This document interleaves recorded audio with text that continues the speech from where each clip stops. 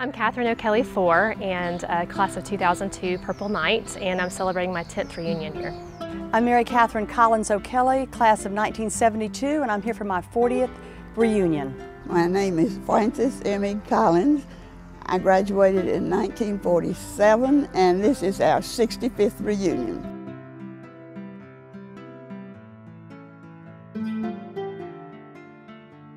To have the past with my mother and my grandmother both attending college here, I knew a little bit of what to expect based on the friendships that they made while they were in college and the friends that they've kept through the years.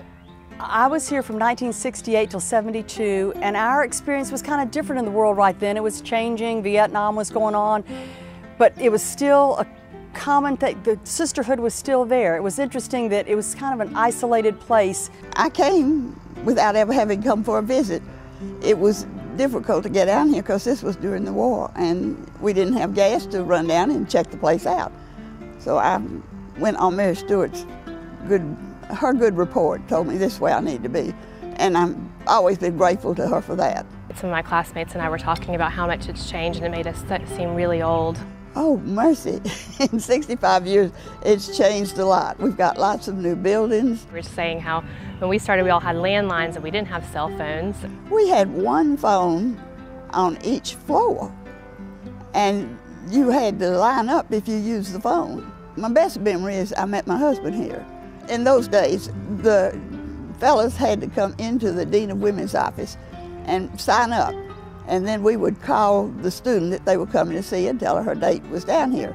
So I called my husband's dates for about a year before we started dating.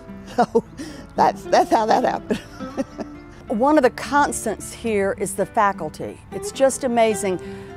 I'd been gone for 15 or 20 years and ran into a professor on campus, and she said, "What are you doing back, MC?"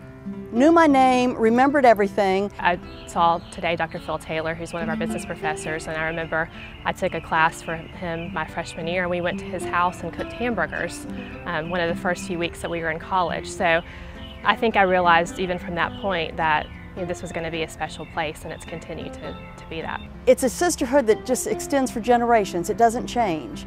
And I will say that my Wesleyan friends, not just my classmates, but friends I've met from all classes, are my strongest support group. Next to my family, they're the best, and they're as close as family in some cases. That continues even after graduation, and I still enjoy going to fairs, college fairs, and helping the college. It's a joy to share Wesleyan with my mother and my daughter. It definitely was exciting for them and for me, and especially as an alum, to have continued to celebrate the reunions of the same years. It's a special bond that we share, and it's really meant the world to me over the years. It's been a wonderful experience, and I'm just, of course, delighted that they have been as happy here as I was.